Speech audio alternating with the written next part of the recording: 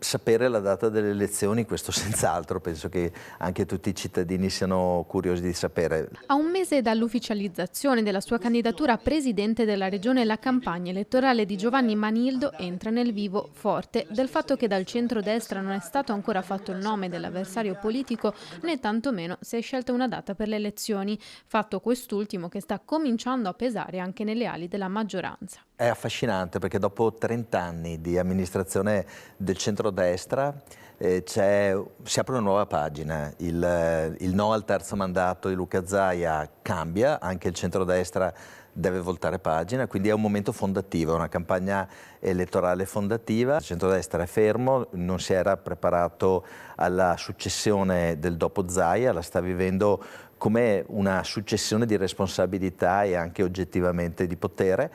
Noi la stiamo vivendo invece come costruzione di un percorso. Di inizio entusiasmante, infatti, parla il candidato alla presidenza della regione per il centrosinistra, un'opportunità e un'alternativa dopo decenni di governo di centrodestra.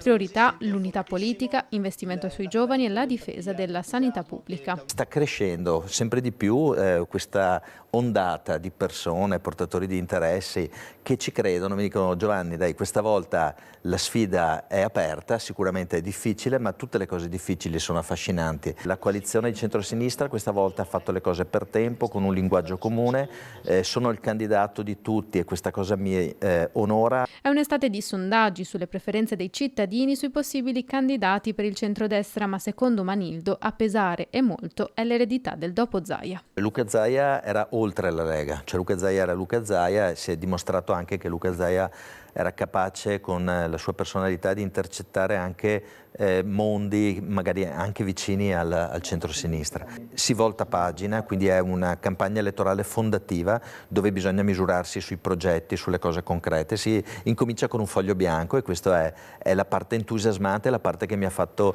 accettare questa sfida.